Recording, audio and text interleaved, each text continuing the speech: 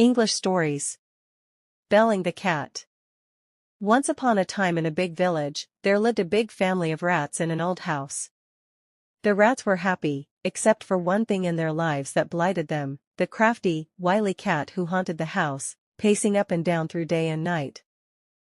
It was their worst adversary, a hideous monster always creeping at one corner, ever ready to pounce upon any unsuspecting mouse. Their hearts of tiny mice pounded within them at every squeak of the floorboard.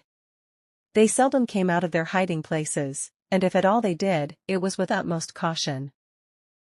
Their greatest worry was the soundless way in which it crept. They could never hear it creeping upon them until it was too late. Once on a dark evening, all the mice assembled secretly. The oldest mouse, with a gray muzzle and wise eyes, called the assembly to order. "We must find a way to protect ourselves from the cat," he said, his voice trembling with age and concern. "We cannot continue living in such fear." So, all the mice chattered and suggested lots of ideas like digging tunnels where the cat could not go in, and ideas about setting up traps, which didn't seem practical or useful at all. Then, one very bold and adventurous young mouse rose up to speak.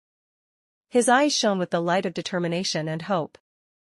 "I have an idea," he exclaimed. "Why couldn't we just put a bell around the cat's neck?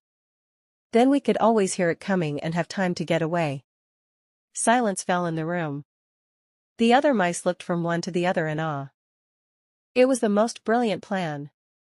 Oh, how they could look forward to life without the continual shadow of the cat over their house. The young mouse's eyes twinkled with pride as he saw approving nods and heard the murmurs of agreement. The oldest mouse coughed, bringing everything back into focus. "It is truly a wonderful idea," he said slowly. "But who among us will put a bell around the cat's neck?" All of a sudden, the room was still once again. The mice looked at each other nervously and realization dawned. It was one thing to suggest a plan of action but something else again to carry it out. The cat was fearsome and dangerous.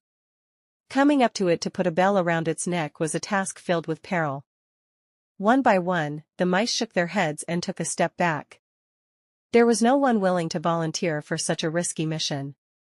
The young mouse who had suggested the idea felt his courage waver. He too realized the enormity of the task and the danger it entailed. The oldest mouse sighed deeply.